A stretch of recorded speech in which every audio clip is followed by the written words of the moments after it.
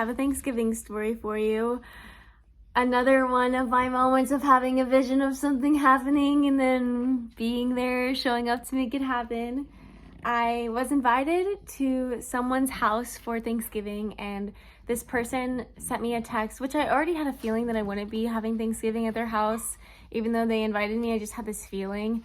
And then they did send me a text and they said that they weren't able to have me over, that they had too many family members right now or something like that. And when they sent me the text and said that they couldn't host me for Thanksgiving, I got a vision that I was going to ring on a random doorbell and ask them if I could recite Eternal Bliss, which is a poem that I wrote, if I could recite it for them. I saw the vision, I saw it happening, I saw a big crowd, I saw a big family. Now that I'm telling you about this, I kind of wish I would have made a video about me seeing the vision, and then I could make other videos of the vision coming to be. Maybe I'll do that in the future because I think that would be a better way of documenting what's happening in my life. I'm new to vlogging, so I'm still learning how to tell these stories and how to share the magical, mystical experience that life as Ari is. So yeah, here I am on Thanksgiving. I got dressed and got ready, and I knew that I was going to follow my heart, drive with no destination in mind other than knowing that I will enter into a beautiful home and be able to share my beautiful poem.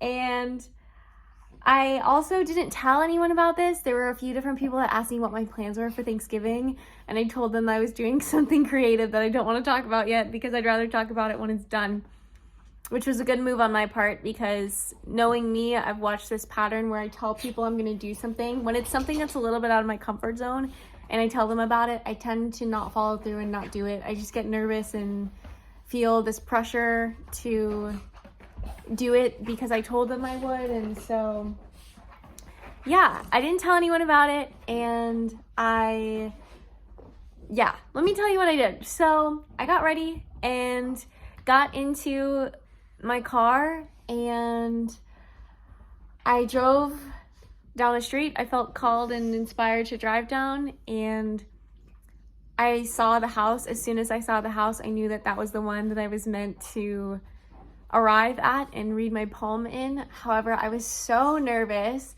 It's so awkward and uncomfortable to knock on a stranger's door and ask them if you can recite a poem for them in their home on Thanksgiving. I've never done that before in my life.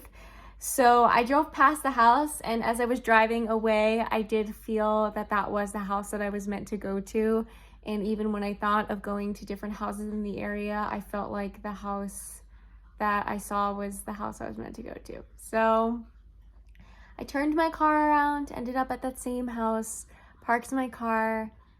I was concerned about a few different things, but I tried to just let my concerns go away and be in the present moment and realize that all I'm doing is walking and all I need to do is get out of my car. And one of the lines from my poem encouraged me.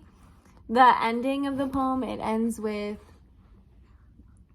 "To see the beautiful garden that our whole world is when we let go of without and rediscover within." And I rediscovered within. Within me is a beautiful source of love and light, and that is what is all around me too. So I walked to a home I've never been in before with people I don't know yet, and I rung the doorbell, and a woman answered the door, and I said, "This might be weird, but I would like to recite a poem for Thanksgiving. Is that okay with you?"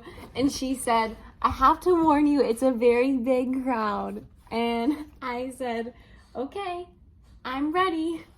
And she said, "Okay." And she said, "What's your name?" And I said, "Ari." And she said, "I'm gonna introduce you now." I said, "Okay."